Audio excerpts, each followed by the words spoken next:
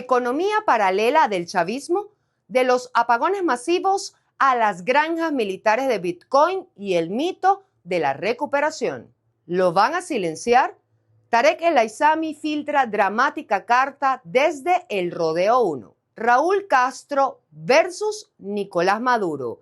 La estrategia de Estados Unidos que pone en jaque a la última dictadura del Caribe. Les contamos. ¿Qué tal, amigos de Impacto Venezuela? Muy buenos días para todos. Bienvenidos a la emisión matutina de noticias. Hoy es jueves 21 de mayo de 2026 y les garantizo que aquí los hechos hablan claro y ustedes serán los primeros en escucharlos.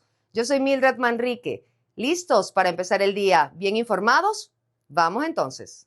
Mientras millones de venezolanos enfrentan racionamientos eléctricos a diario, nuevas denuncias apuntan a que la crisis del sistema nacional habría sido utilizada para favorecer negocios de minería digital presuntamente ligados a estructuras militares, criminales y élites de poder durante los gobiernos de Hugo Chávez, Nicolás Maduro y ahora de la presidenta encargada de Venezuela, Delcy Rodríguez. Los detalles de esta información con María José Prado. El deterioro del sistema eléctrico nacional vuelve al centro de la polémica. El ingeniero y director laboral de la Corporación Venezolana de Guayana en el exilio, Cecilio Pineda, aseguró que el colapso energético en Venezuela no solo responde a corrupción y abandono técnico, sino también a un supuesto modelo de enriquecimiento ilegal basado en minería de criptomonedas operada desde instalaciones militares.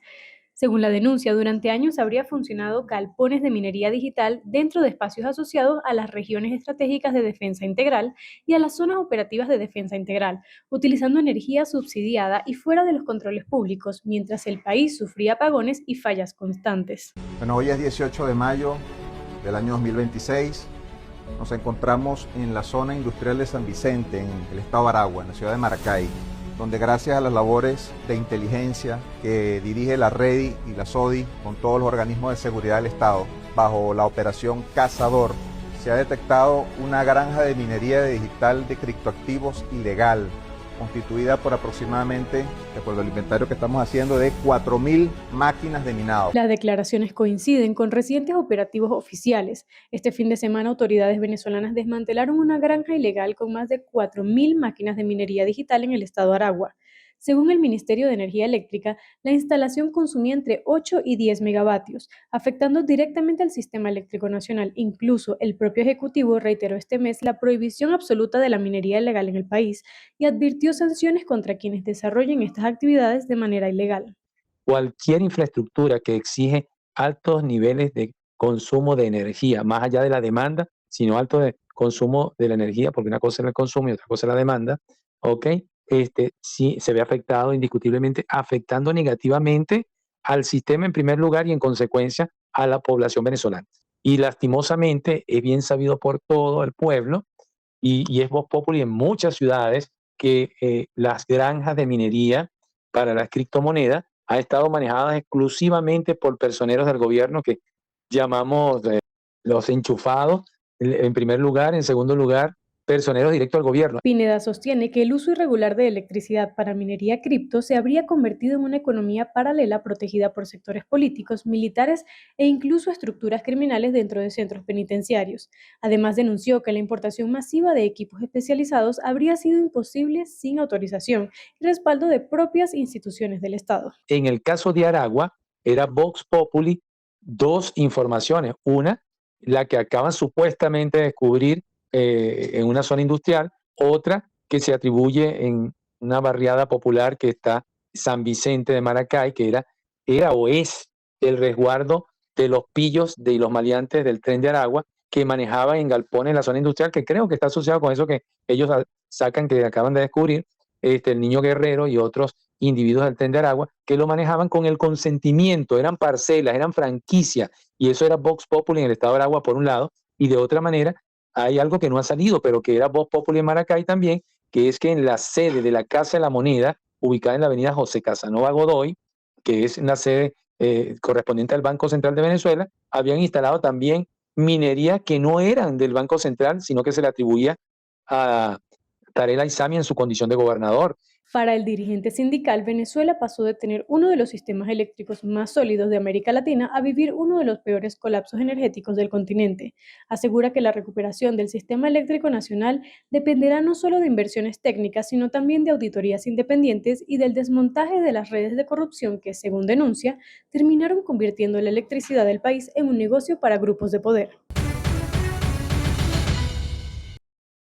Conectamos con nuestra audiencia a través de la pregunta del día de Impacto Venezuela, disponible de lunes a viernes en todas nuestras plataformas digitales. Tras revelarse la presunta vinculación de funcionarios públicos y estructuras criminales en el negocio eléctrico, abrimos el debate.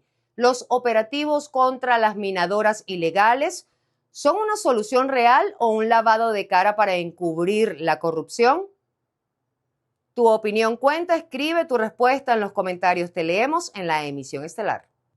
Ni las lágrimas frente a las cárceles, ni la muerte de Carmen Navas, ni la de su hijo, ni el clamor de las familias exigiendo saber sobre los presos políticos que están desaparecidos bajo custodia del Estado, provocan el más mínimo gesto real de humanidad dentro del poder en Venezuela. El gobierno encargado activó las excarcelaciones cuando sintió de nuevo la presión de Estados Unidos, aunque sigue mintiendo sobre las cifras. Quique Frías nos cuenta más. La tragedia del caso Quero Navas no pudo haber sido el detonante para que el régimen chavista reanudara las liberaciones de presos políticos en Venezuela. Días antes, el presidente estadounidense Donald Trump adelantó que esperaba liberaciones de los presos de conciencia en el país.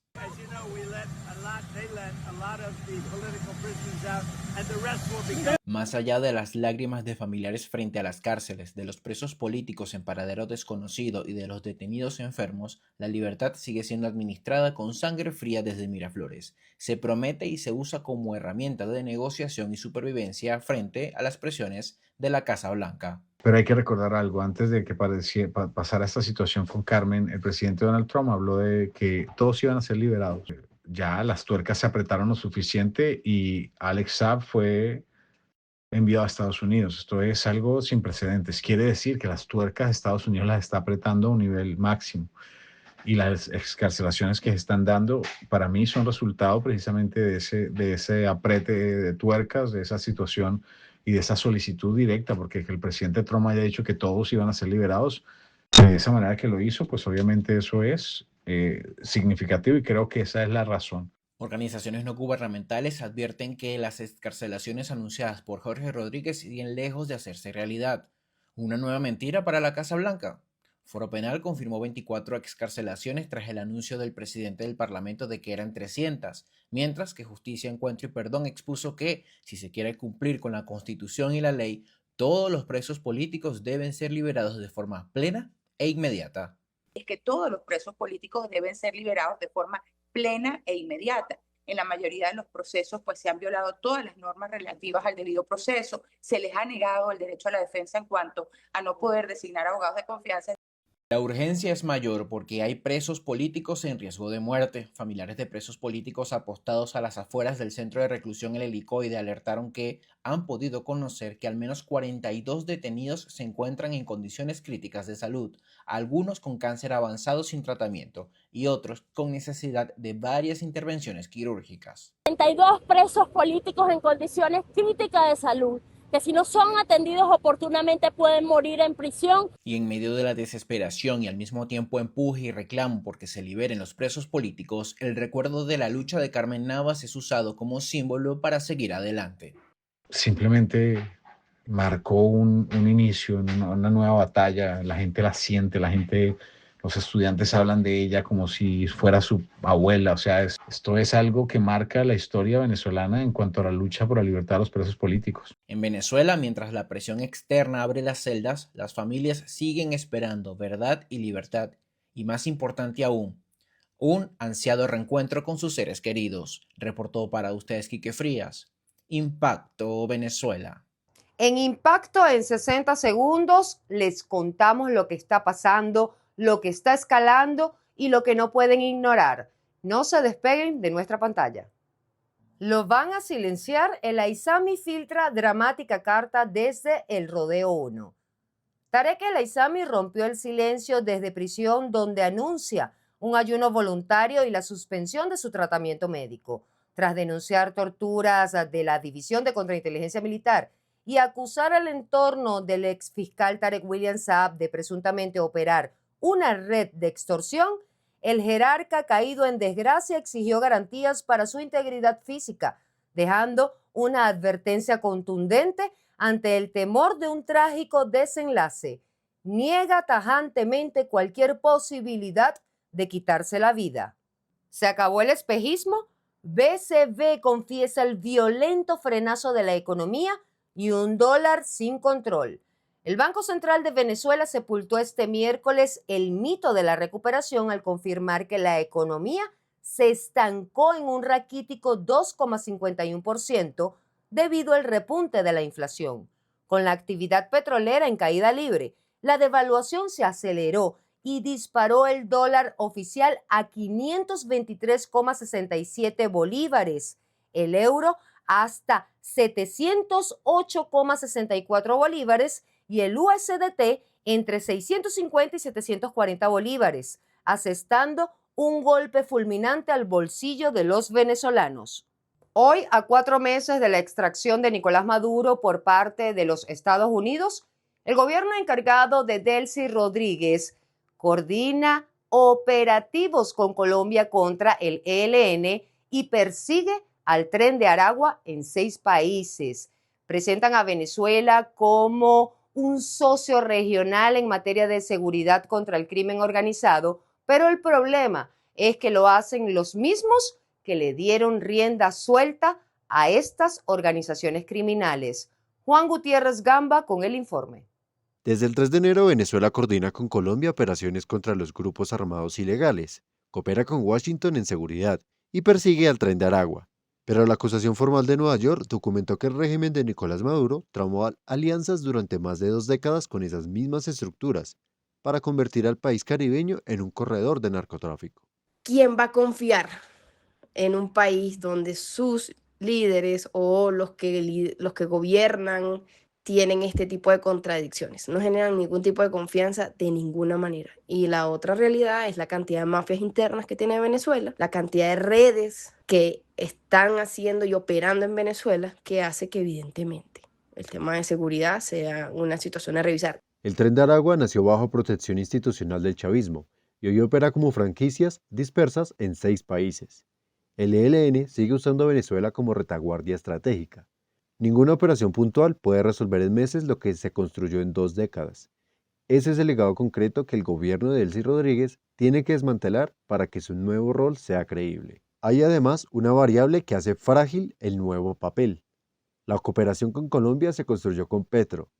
A 11 días del 31 de mayo, si gana la derecha, esa arquitectura cambia. Venezuela quedaría sin su principal socio regional justo cuando Washington evalúa si los avances en seguridad son suficientes para avanzar en la tercera fase de la transición. Esta transición puede demorar de 1 a 3 años, o sea, la verdad es que no va a ser un proceso rápido, no va a ser un proceso súper maravilloso y de justicia plena y total, porque siempre van a quedar algunos vestigios de las injusticias y todavía hay un aparato opresor presente en el Estado venezolano, que no se está mostrando de tal manera, sino que ha minimizado sus procesos, entre iguales está dando algunas concesiones, sí, y eso es parte de una transición. Venezuela tiene hoy un rol en la lucha contra el crimen transnacional, que hace 4 meses era imposible.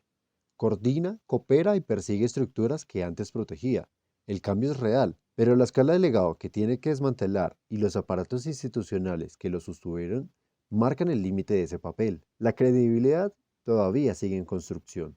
La reciente acusación contra el dictador Raúl Castro, el endurecimiento de los movimientos militares de Estados Unidos y la posición del presidente Donald Trump apuntan a que en Cuba podría pasar lo mismo que en Venezuela. Juliana Palmar nos cuenta. El presidente de los Estados Unidos, Donald Trump, descartó por ahora una acción militar directa contra Cuba, aunque dejó claro que Washington mantendrá las medidas de presión sobre la isla.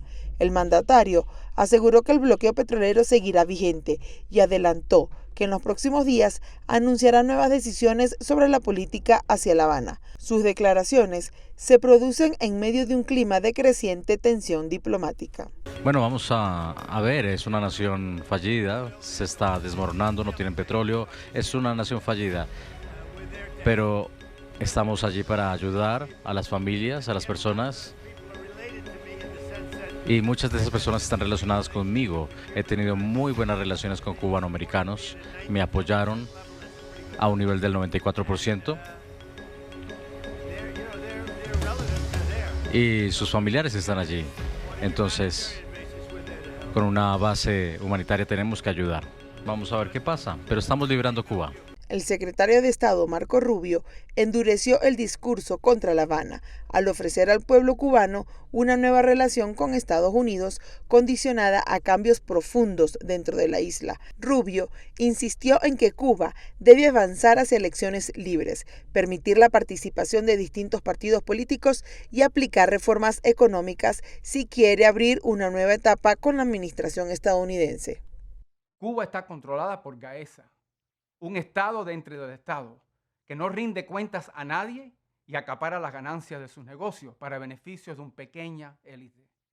Y el único rol que desempeña el llamado gobierno es exigirle a ustedes que sigan haciendo sacrificios y reprimiendo a cualquiera que se atreva a quejarse. El presidente Trump ofrece una nueva relación entre Estados Unidos y Cuba, pero tiene que ser directamente con ustedes, el pueblo cubano, no con Gaesa. La ofensiva política coincidió con la imputación presentada en Miami contra Raúl Castro por el caso de las avionetas de Hermanos al Rescate derribadas en 1996. La justicia estadounidense lo señala por conspiración, destrucción de aeronaves y asesinato de ciudadanos estadounidenses. La acusación vuelve a colocar a la cúpula cubana bajo presión internacional y reabre heridas históricas entre ambos países.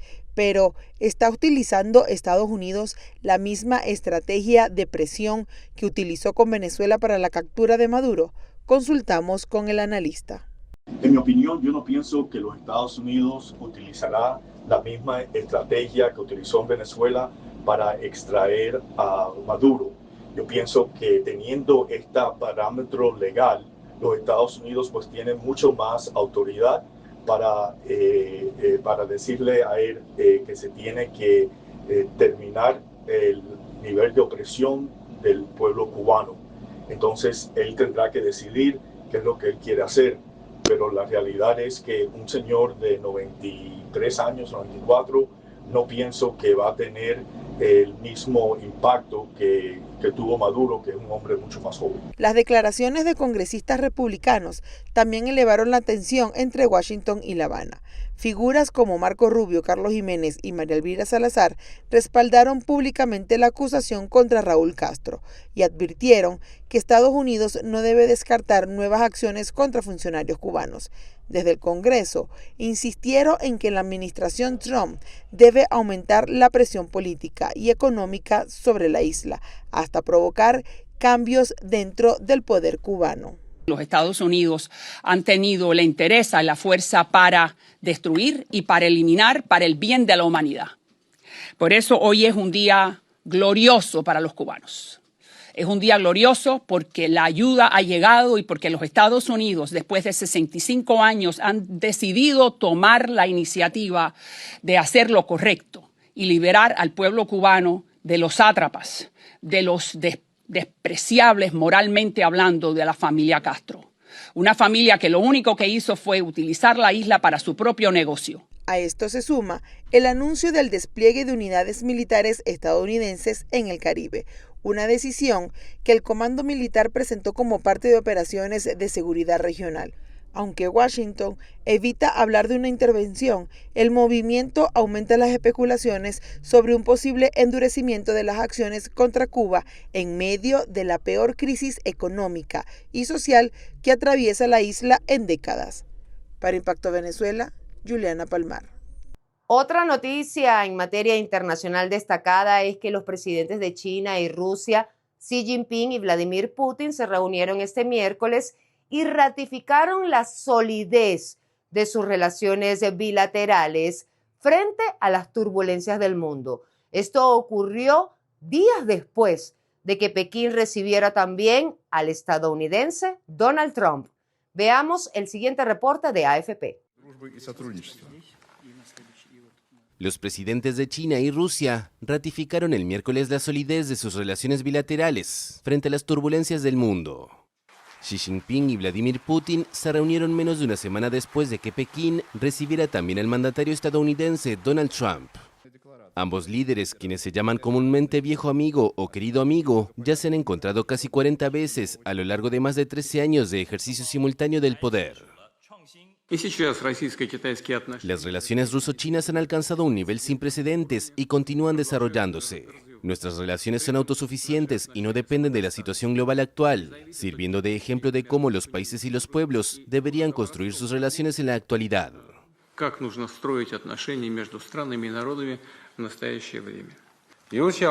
Debemos oponernos especialmente a todos los actos provocadores que niegan los logros de la victoria en la Segunda Guerra Mundial, así como a aquellos que buscan rehabilitar y revivir el fascismo y el militarismo. Debemos promover conjuntamente la creación de un sistema de gobernanza global más justo y razonable. Uno de los temas tratados fue el proyecto del gran gasoducto Fuerza de Siberia 2, que conectaría las mayores reservas de gas natural de Rusia con China. El Kremlin aseguró que los dos países lograron un entendimiento básico incluso sobre el recorrido y cómo será construido, pero todavía no hay ninguna agenda clara y aún quedan algunos detalles en los que trabajar. El gasoducto transportaría unos 50.000 millones de metros cúbicos de gas al año, y ese suministro procedería de yacimientos que antes abastecían a Europa, destino hacia el que las exportaciones se han desplomado desde el inicio de la guerra con Ucrania. Es un proyecto fundamental para Rusia, que ve en él una salida para sus hidrocarburos, pero China ha mostrado menos entusiasmo por el proyecto, algo que Moscú esperaba que cambiara con la inestabilidad energética desencadenada por la guerra en Medio Oriente. Gracias por acompañarnos en esta subventana informativa. Visiten www.impactovenezuela.com y síganos en las redes sociales. También no olviden suscribirse al canal de YouTube y activar las notificaciones. Que la esperanza guíe su día. Nos vemos mañana.